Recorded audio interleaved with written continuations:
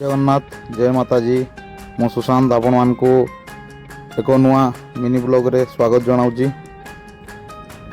आज आम गुजरात रे अच्छु गुजरात चटिला माँ को दर्शन करने आसचु। आज एटा सेकेंड पार्ट वीडियो रो। तो आपण माने भारत रो कौन सी चामुंडा माँ को मंदिर को जीवे सेठारे एकमुखी चामुंडा माँ को दर्शन मिलबो, किंतु चटिला मंदिर रे दुईमुखी माँ को दर्शन मिले, जोड़ी आमर चंडी आउ चामुंडा माँ को दर्शन मिले। केवल गोटे जगह जोड़ी चंडी आउ चामुंडा माँ एका सांगे विराजमान कर माँ चामुंडा भारतर बहुत परिवार कुलदेवी अटंती। से एठाकू शह शह मात्रा प्रत्येक दिन भक्तगण हजार हजार मात्रा शह शह तो भूल हम कहीं निज आखिरे आम देखुचु हजार हजार मात्रा भक्तगण ये आसती। मानसिक जो मैंने मागी थे से चली चली आसती। वर्षे है मु गुजरात आसूँ सबुदिन मुझे देखुची माँ को पाख आसुँच भक्त बहुत बहुत दूर चली चली आसती, खाली पादरे चलिकी आसती भी। आज ये मंदिर को आसिक बहुत भल लगला। वर्षे है आसवा चेष्टा करूँ कि केवे आसी नहीं पार्ली।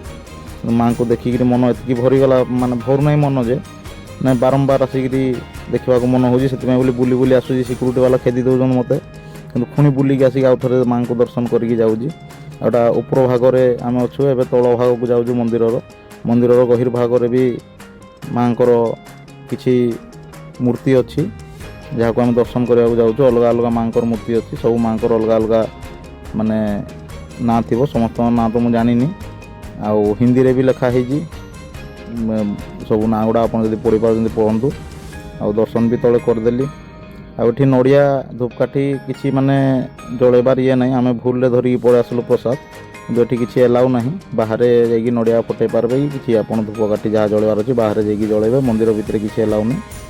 आउ मंदिर भीतर को मोबाइल एवं एलाउ अच्छी, किंतु दशहरा टाइम रे जदि आसबा आपन जोड़ा आम नवरात्रि टाइम रे सेतबेले मंदिर भीतर को मोबाइल एलाउ न थाए। अब मु मंदिर परिक्रमा करुँगी। मंदिर परिक्रमा कर सारा पर मंदिर चौरारे टिके बसिकी मन को शांत करवा आ भगवान को किसी मागुजी जहाँ मोर आशा अच्छी जे माँ पूरा करबे कहीकि। आपण मैंने भी किसी जदि भगवान को आशा कर किसी जदि मांगा चाहते मागिपारे। ये चंडी चामुंडा माँ को दर्शन करदेऊ। आ बाहर सिंदूर यही ड्रम उपर सब सिंदूर आणिकी दिखती माँ को, और से ही सिंदूर पुणी नि घर को भी नहीं जाऊँ सिंदूर मुझे देखुची। लाइक शेयर सब्सक्राइब करेंगे। आउ वीडियो केमती लगला कमेंट माध्यम रे जनइबे। जय जगन्नाथ।